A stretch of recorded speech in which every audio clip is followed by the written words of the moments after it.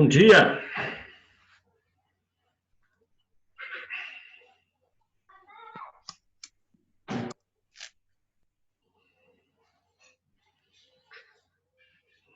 Tá, então vamos começar, né? Depois quem for chegando vai entrar. Beleza. Sexta-feira, infelizmente, nós não conseguimos ir até o fim. A internet caiu, depois eu tentei entrar via celular, mas não consegui, não. Infelizmente, estamos sujeitos a isso, né? Nós vamos dar continuidade ao estudo que nós iniciamos na sexta-feira, do período regencial. Período regencial, esse período que começa em 1831 e vai até 1840.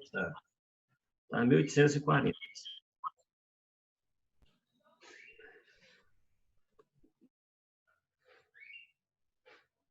1840. No ano de 1840, nós tivemos o fim do período regencial com abdicação, com o golpe da maioridade. Então, são os dois fatores que iniciam, um inicia, o outro termina o período regencial. A abdicação de Dom Pedro inicia e o golpe da maioridade vai concluir esse período. Eu comentei com vocês, na aula de sexta-feira, antes da internet cair, que esse período regencial ele tem duas características marcantes. Quais são essas duas características? Primeira delas, uma positiva e outra negativa. Positiva primeiro.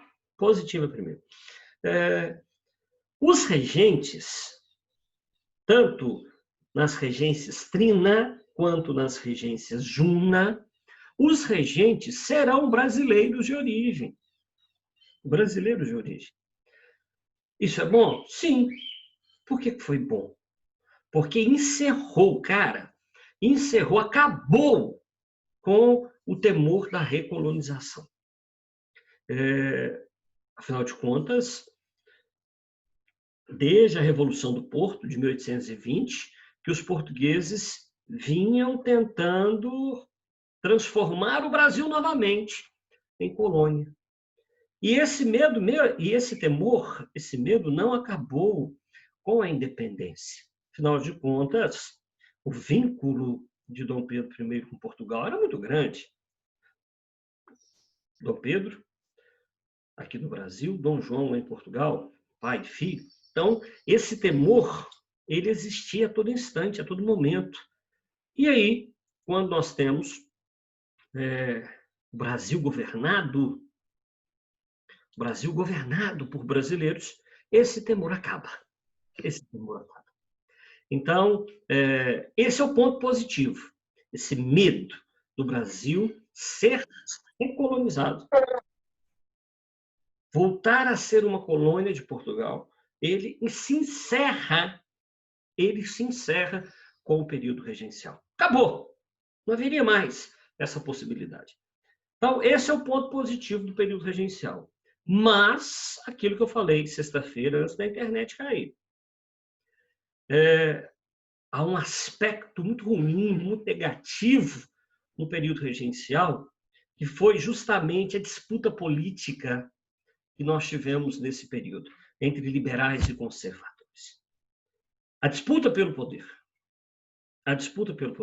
E essa disputa pelo poder, essa briga política, e aí, gente, eu fico olhando, sabe? Eu fico vendo o momento atual que o Brasil atravessa, a briga política, seja hoje, seja no período regencial, em qualquer época, em qualquer tempo, a briga política ela é extremamente prejudicial ao país.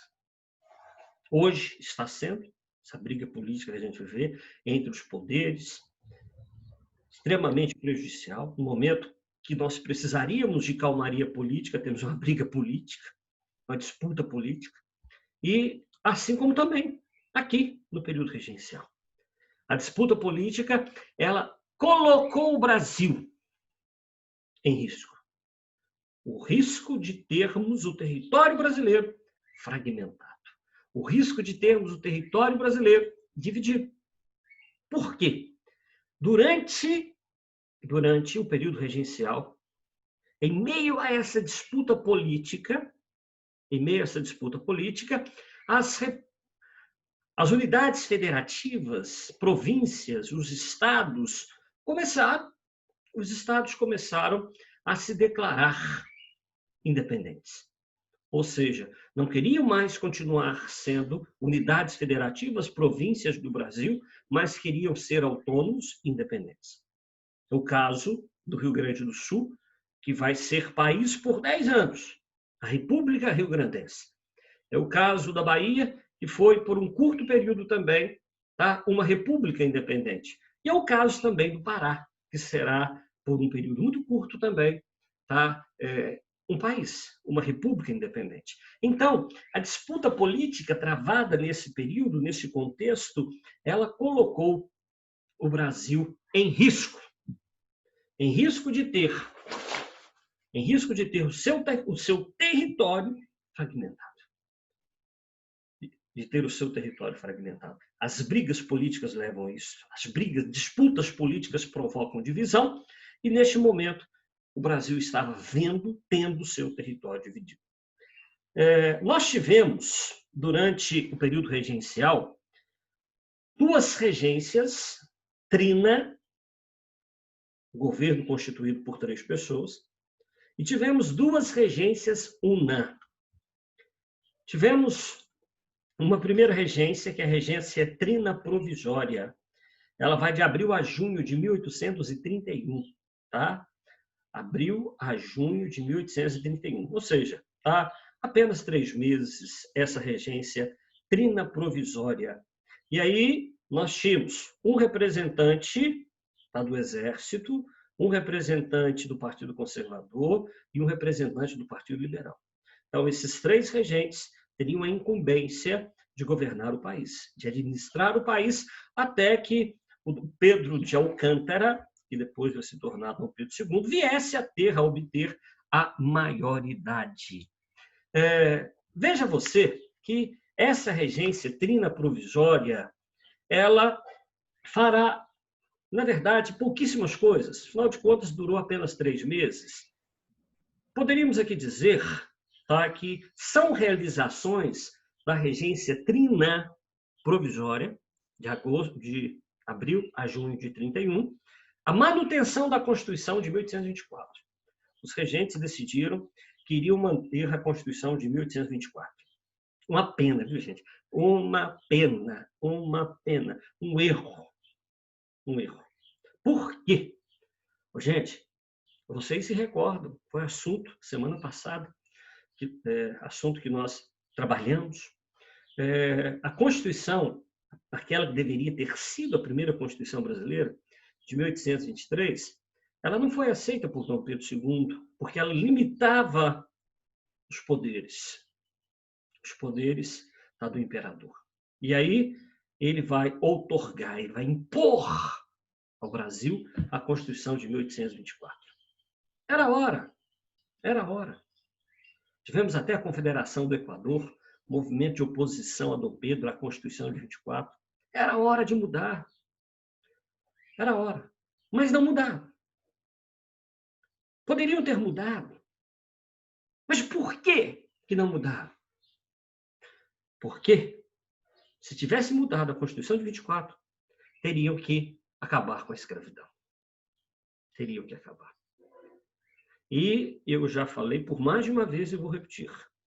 A monarquia, o período imperial, inclusive o regencial, que está entre, tá, o primeiro e o segundo reinado, eram essencialmente escravocratas. Então, se mexesse na Constituição para limitar os poderes do próximo imperador, teriam que mexer na questão da escravidão. Teriam que mexer. Então, vamos manter a Constituição de 24, porque mantendo-a, nós vamos garantir o regime escravocrata. Alguém quer fazer pergunta, Vanessa? Não? Então tá.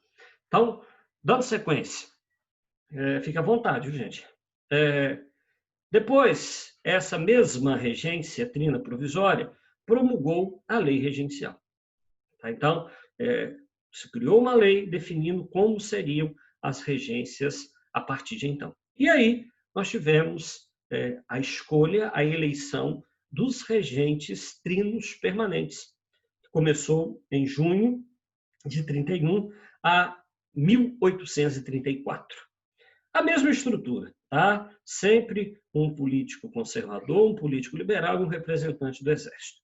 Mas o mais interessante é que nessa regência trina permanente, quem irá se destacar, quem irá sobressair, a figura, o personagem que irá sobressair, se destacar, não foi nenhum dos regentes, que eram 3. Os regentes não se destacaram. Quem se destacou nessa regência trina permanente foi o ministro da Justiça. Então, nenhum dos regentes se destacaram.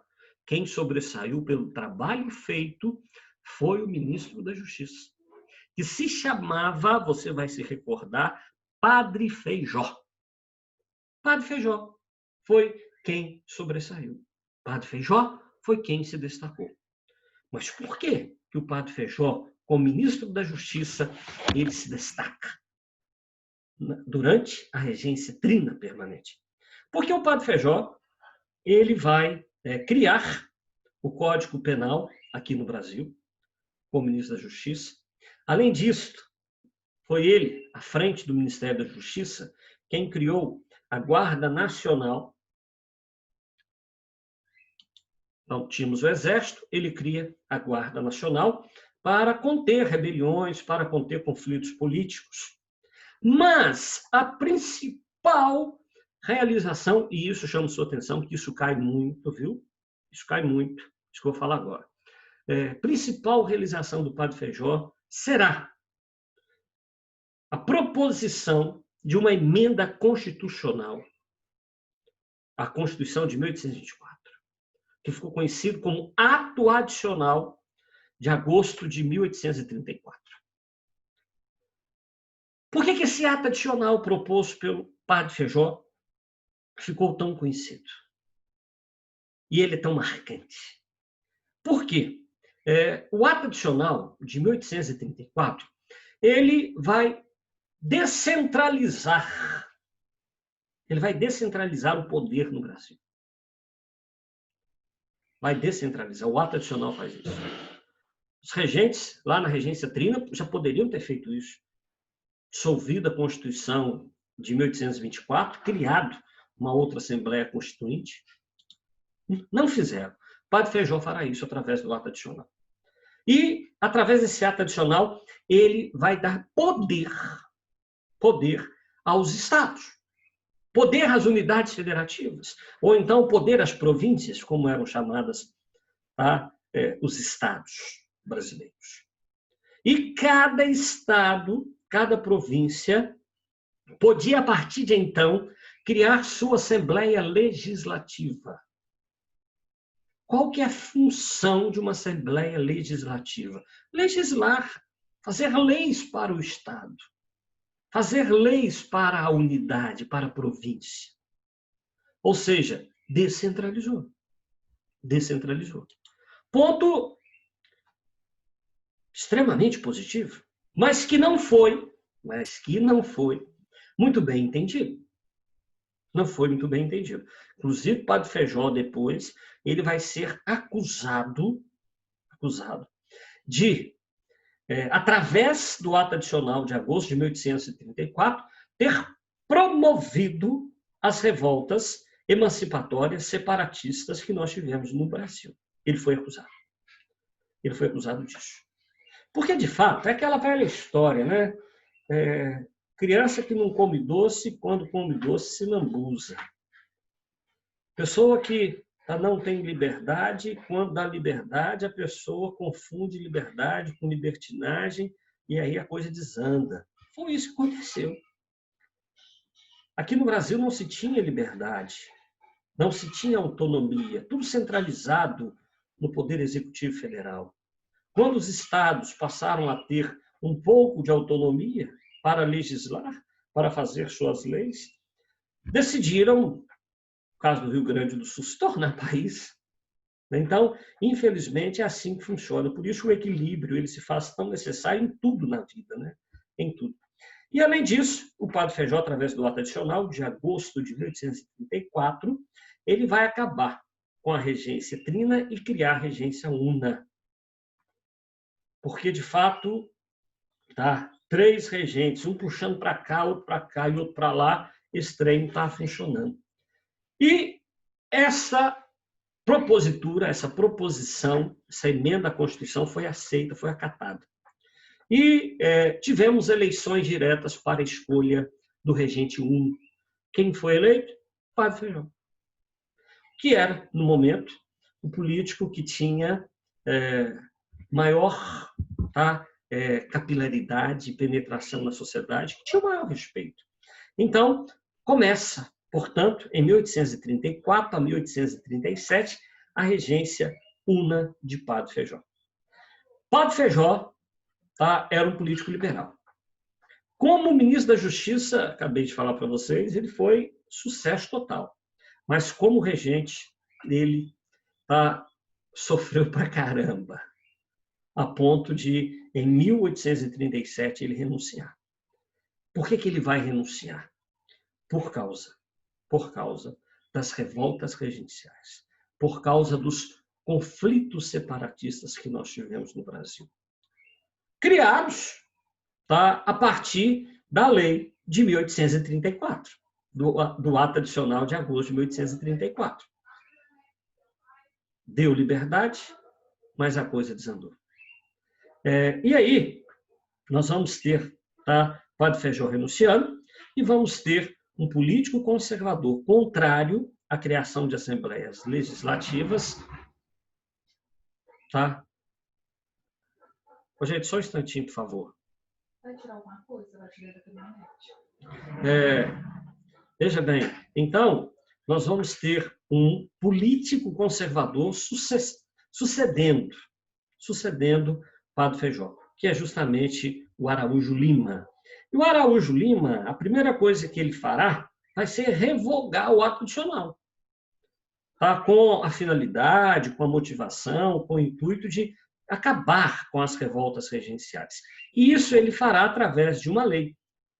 Uma lei deixa de existir quando uma outra é criada. Então, o ato adicional deixa de existir quando a lei interpretativa de 1840 ela foi introduzida, ela foi criada.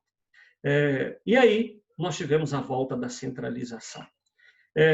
Eu quero comentar com vocês sobre as revoltas ou rebeliões, revoluções regenciais que nós tivemos a partir desse ato adicional de agosto de 1834.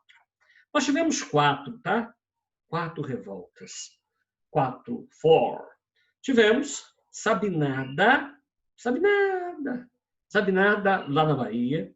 Tivemos depois a Farroupilha, que foi, sem dúvida nenhuma, a maior, a mais importante, a principal delas, que vai acontecer no Rio Grande do Sul. Tivemos depois a Balaiada, que vai acontecer no Maranhão. E tivemos também a Cabanagem, que acontecerá no estado do Pará. Cabanagem. Vamos comentar sobre cada uma delas. Chamo a atenção de vocês, Isso tem que ficar muito claro e na cabecinha de vocês. Essas revoltas ameaçaram a unidade territorial do Brasil. O Brasil viveu o risco de ter o seu território fragmentado, dividido, certo? Vamos lá falar um pouquinho sobre a Sabinada. A Sabinada ocorre lá na Bahia, no período de 1837 a 1838. Essa duração aí, de um ano aproximadamente. A Bahia, você sabe, ela sempre foi uma região de conflitos políticos. Aqui eu quero destacar, sobretudo, a Conjuração Baiana, quando a população ela influenciada pelas ideias iluministas, defende a emancipação do Brasil, a independência do Brasil, e queriam que o Brasil não fosse uma monarquia, mas uma república social, uma república de fato democrática. E os baianos não aceitaram a imposição que o governo regencial estava fazendo. Já no ano de 1835, Sabinada é 37, em 35 já havia começado lá no Rio Grande do Sul a Farroupilha. E a Guarda Nacional, o Exército Brasileiro, precisava de combatente, de soldado, para lutar no Rio Grande do Sul. Afinal de contas, o Rio Grande do Sul era a melhor parcela do Exército Brasileiro. Era a melhor parcela do Exército Brasileiro. E o Rio Grande do Sul estava lutando agora contra o restante do Exército. Então, era necessário aglutinar mais soldados. E aí, o governo regencial vai na Bahia e determina o alistamento obrigatório e determina que os homens deveriam ir para a guerra contra os gaúchos, contra os farrapos. E os baianos, eles irão se revoltar por essa determinação. Já eram contra o governo imperial, e aí eles se revoltam, se rebelam. Não aceitam, e aí declaram guerra ao governo regencial e faz a mesma coisa que o Rio Grande do Sul. Ao expulsar os representantes do governo central, do governo regencial, eles proclamaram a República Baense. O movimento, tá, como no início eu falei, durou muito pouco, tá, apenas um ano. Já em 38, o movimento ele foi combatido e a reintegração da Bahia ao território, ao Brasil, irá acontecer. Uma outra causa, viu, gente, dessa primeira, então, da Sabinada, é justamente a exigência do governo regencial de que os baianos lutassem lá no Rio Grande do Sul. Então, essa arbitrariedade, essa imposição, não aceita e resultou na revolta, tá? Na Sabinada. Tivemos depois a cabanagem. A cabanagem ela vai acontecer lá no estado do Pará, período de 1835 a 1840. Da onde que vem a expressão cabanagem? Cabanagem tem a ver com a forma de moradia da população local, já que a população da região do estado do Pará, na sua maioria, constituída de negros, de índios e de brancos pobres. E essa população morava em cabanas, cobertas com a folha, tá, de palmeira, carnaúba. E essa população, ela insatisfeita com a sua condição social, essa população insatisfeita com a situação de miséria, o abandono do governo central, ela vai se revoltar. Vai se revoltar. E eles decidem formar a República do Pará. A República do Pará. Decidem transformar o Pará em um país. Só que os cabanos, essa população pobre, miserável, moradora de cabanas, eles eram excelentes, extraordinários, excepcionais no combate. Mas eles eram ineficientes, péssimos na administração. Ou seja, eles conquistam a autonomia, mas eles não conseguem administrar o Pará como um país. Então, a ineficiência dos cabanos lá do Pará, na administração, fará com que o governo central reassuma o Pará e faz com que o Pará seja reintegrado ao território brasileiro.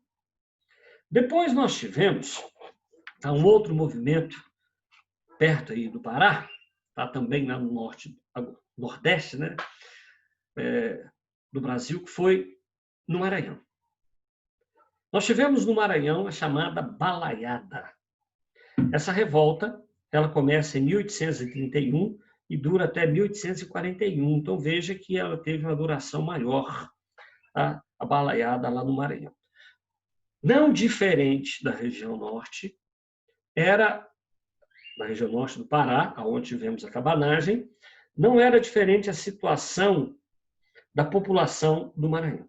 Ou seja, população na sua maioria escrava, descendente aí, de indígenas, e os brancos que viviam nessa região eram pobres.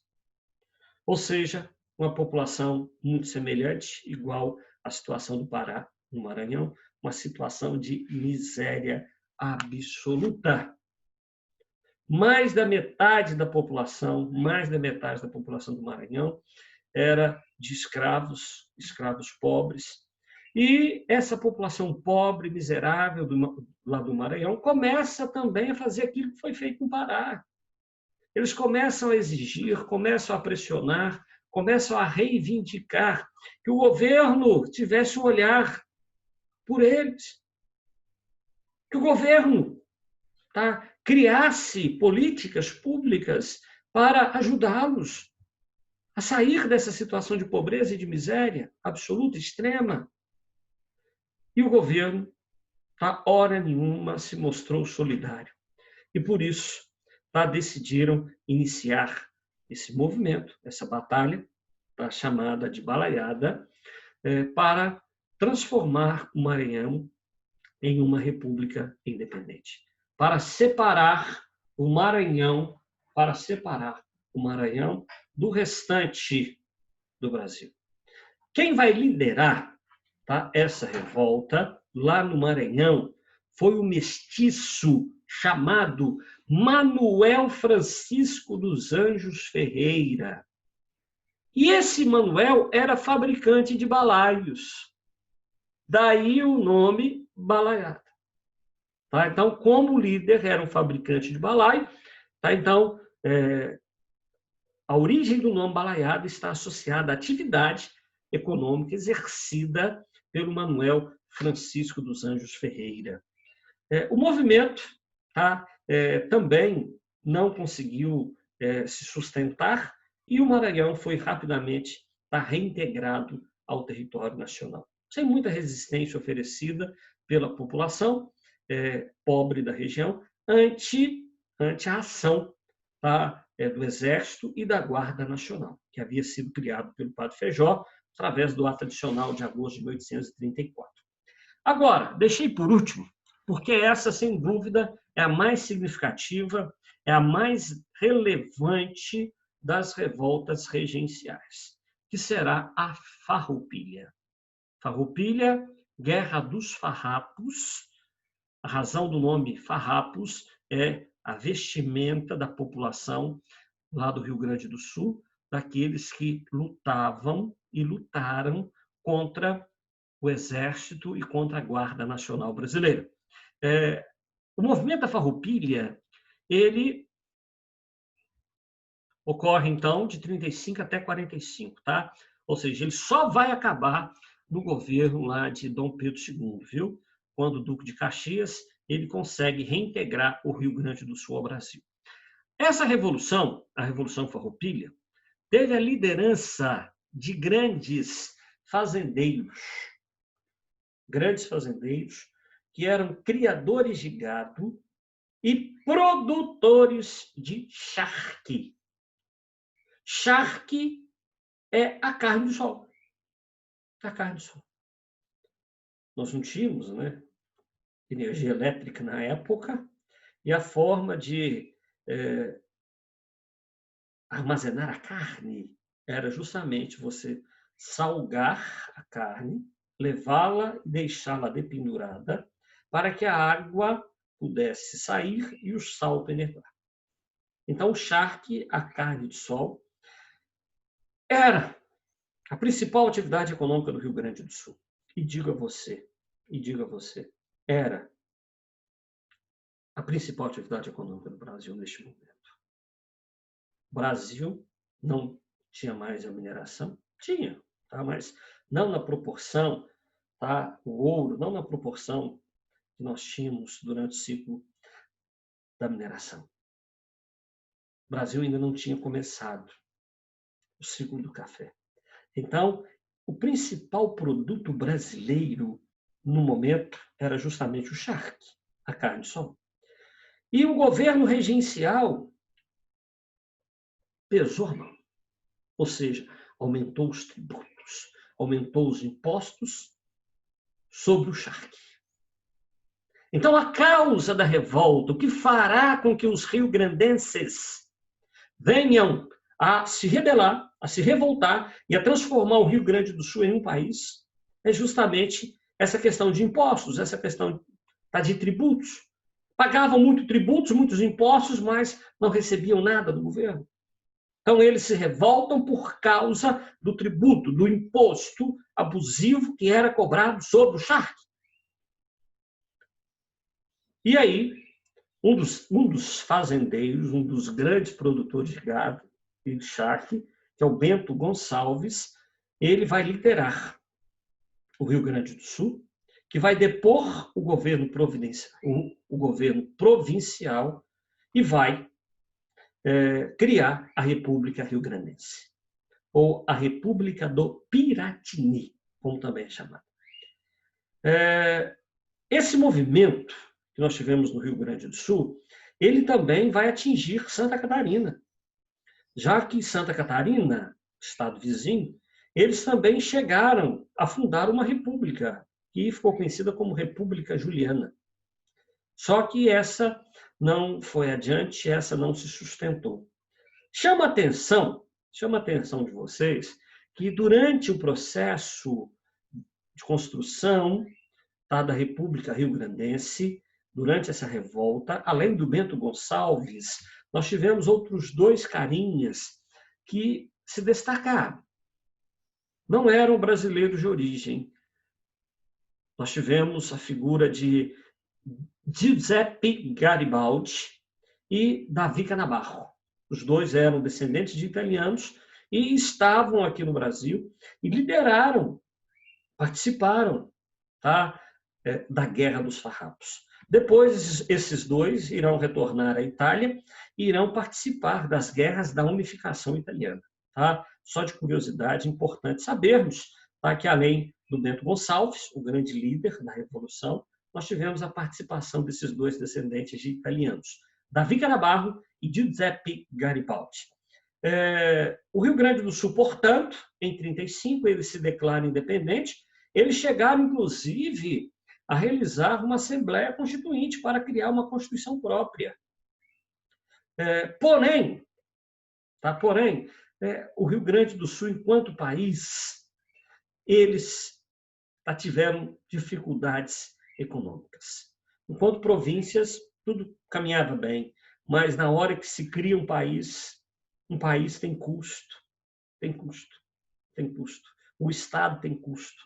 E o Rio Grande do Sul está se envolvido nessa guerra há anos e anos, e guerra é caro. E o Rio Grande do Sul, enquanto país, ele entra em uma série de problemas econômicos, problemas financeiros. E aí é a hora do governo de Dom Pedro II, em 1845, atuar. Dom Pedro II ele vai designar o Barão de Caxias. Por isso nós temos a cidade de Caxias, lá no Rio Grande do Sul, né? O Barão de Caxias será designado para negociar com a República Rio-Grandense para trazer de volta a República Rio-Grandense para o Brasil, para reintegrá-la. E o Barão de Caxias ele vai agir com extrema habilidade. Ora ele vai atacar, ora ele vai negociar. Mas, sobretudo, através da negociação, ele vai conseguir trazer de volta o Rio Grande do Sul para o Brasil. E foram assinados, através dessa mediação, tá, feita por Caxias, feita pelo Barão de Caxias, serão assinados vários tratados, vários tratados. Eu diria que, através desses tratados, a população do Rio Grande do Sul, ela foi até beneficiada. Por quê? O Império, Dom Pedro II, o governo central brasileiro, iria pagar todas as dívidas que a República Rio-Grandense tinha realizado, tinha feito, tinha contraído. Então, o governo imperial assume as dívidas. Outra questão, os farrapos, eles iriam indicar o governador da província do Rio Grande do Sul. Foi outra exigência deles. Então, também foi acatada, também foi atendida. Outras duas exigências que foram acatadas e atendidas por Dom Pedro II através do Barão de Caxias. Os oficiais, os membros do exército republicano, seriam incorporados ao exército imperial. Então, tá, aqueles que eram chefes do exército rio-grandense seriam incorporados ao exército brasileiro. E, por último, todos os escravos, todos os negros que haviam participado da Guerra dos Farrapos, porque lá no Rio Grande do Sul, eles tiraram os negros das propriedades, das fazendas e os incorporaram no exército rio-grandense. E eles demonstraram a bravura, eles demonstraram uma força, uma capacidade estupenda, tremenda. E todos esses negros, após o fim da República Rio-Grandense, eles seriam declarados livres. E, de fato, eles foram. Então, veja que, no final das contas, o Rio Grande do Sul ele obtém algumas conquistas com a República Rio-Grandense. Faltando só um minuto, eu quero deixar uma coisa bem clara para vocês. Até hoje, viu, gente? Até hoje. Eu morei muitos anos no Sul, e até hoje eu tenho amigos lá, acompanho a história daquela região. Até hoje existe um movimento fortíssimo de separação. O Sul, até hoje, eles têm adesivos que são colados nos carros, o Sul é meu país. Até hoje, eles têm esse sentimento de separação, essa vontade, esse desejo de se separar do Brasil muito forte. Então, Dom Pedro II, através do Barão de Caxias, ele consegue trazer de volta o Rio Grande do Sul, incorporar o Rio Grande do Sul e consegue, olha aqui, acabar com as revoltas regenciais que nós tivemos. E aí, o governo de Dom Pedro II, ele vai ser marcado pela calmaria, pela tranquilidade política. Amanhã eu vou enviar uma videoaula para vocês, tratando justamente sobre esse início, essa transição, até chegarmos ao início do segundo reinado. Certinho? Já está acabando. Desejo a você um bom dia e uma boa semana. Um abraço.